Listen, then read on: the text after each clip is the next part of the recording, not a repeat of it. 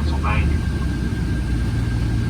It's only a year after the battle. Local civic leaders, already beginning to realize the importance of what had happened here, formed the Gettysburg Battlefield Memorial Association.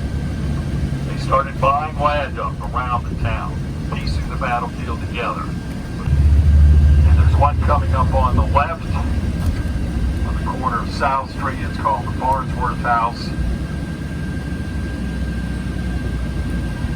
You're going to see it here in just a moment. If you look to your left, you're going to see a lot of pock marks in the bricks. Those were all caused by bullets striking the sides of the building. The veteran rifleman in that attic window up there was attracting a lot of attention from Union soldiers back on Cemetery Hill.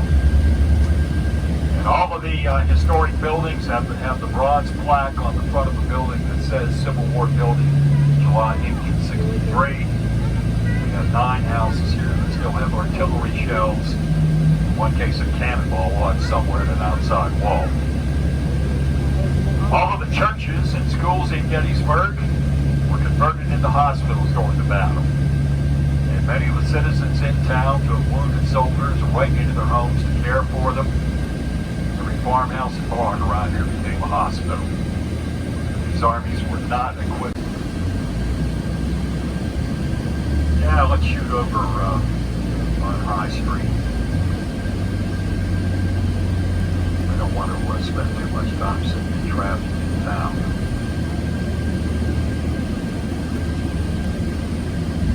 Usually, if you have the July 3rd, the anniversary of the third day of the battle on a Sunday, people are pretty much gone by July 4th, going home for family picnics and so forth.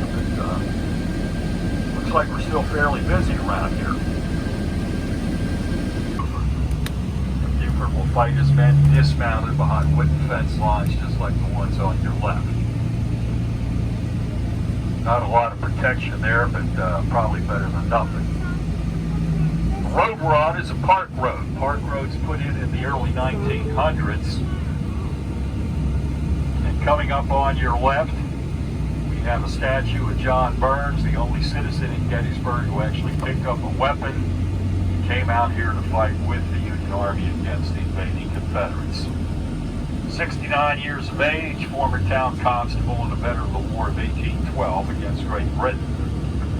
Now, Mr. Burns will survive the battle.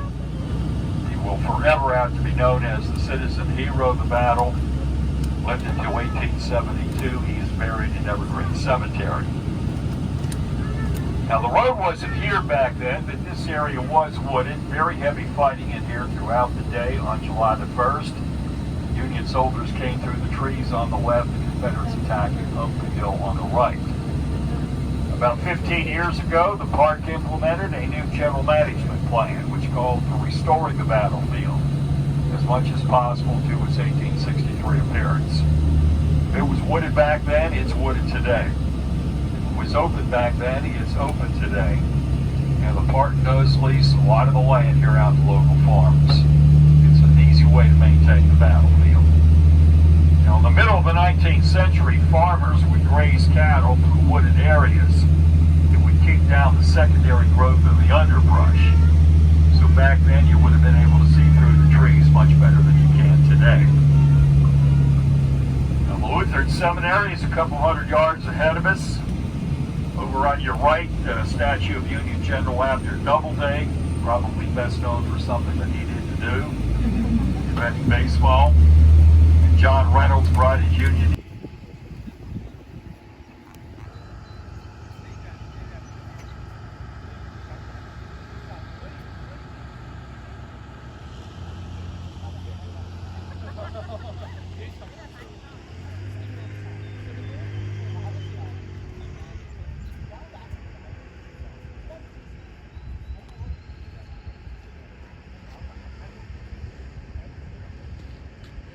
'46 to 48, when Virginia secedes and goes with the Confederacy in April of 1861.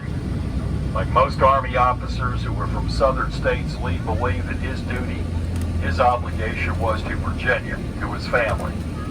He resigned from the United States Army, went into the Confederate service, doesn't take command of the Army of Northern Virginia until a year later, June 1st, 1862, and then he starts running off a string of victories. Coming into Gettysburg, Lee is essentially undefeated. The statuary on this monument was done by Frederick Sievers. That is said to be the best likeness of Lee ever cast in bronze. And the young men on the front of the monument represent Virginians who came from all walks of life. A lot of very accurate detail on those figures. Very unusual looking female figure blows on a trumpet. She hovers above a slain Confederate soldier. It will strike the southern side of the hill on your left as we walk this modern roadway. Vincent's 4 regiments have just arrived up there from our left to right. The 16th Michigan, the 44th New York, the 83rd Pennsylvania, and go through the surface of the ground or the earth over literally millions of years. And we're going to turn left, go up the little round top. If you look to your right, you can see some of the... So that's real golden, real silver. It's over 150 years old. So my question first, do you think the people who made this are still alive? No. The people who mined all the silver and gold, they're gone, right? The people who made all the little pieces for it, they're gone. The people who designed it, who even took care of it for its first 50 years of life, they're all gone, right? Yet it's still here.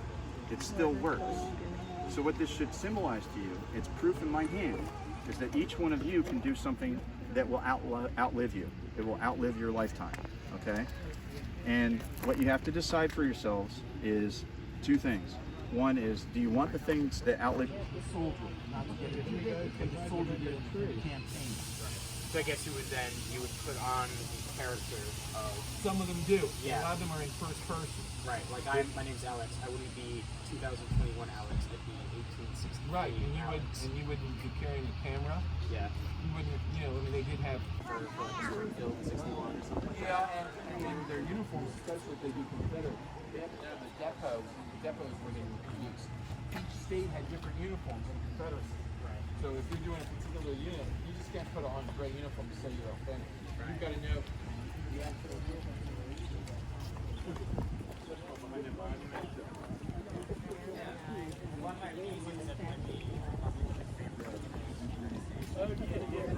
Well, that's why high ground's so important.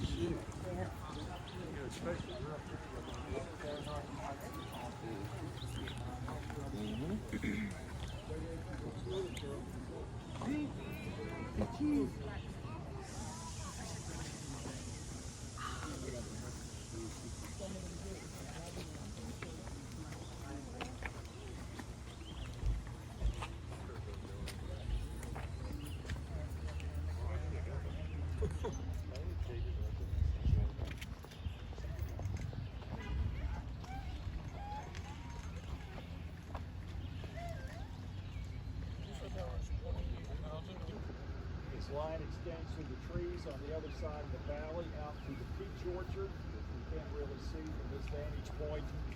From the peach orchard, his line will... Vincent had been ordered to take his men to the wheat field. But when he learns that Warren needs troops up here...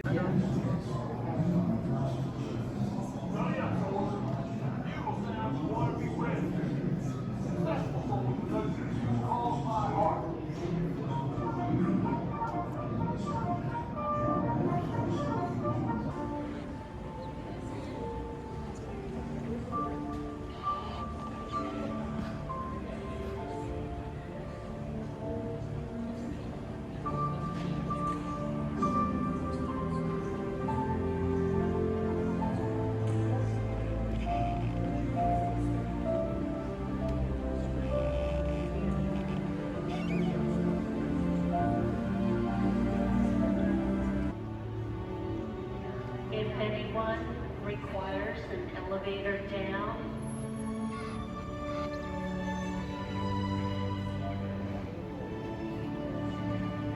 Gettysburg National Military Park and Museum and Visitor Center.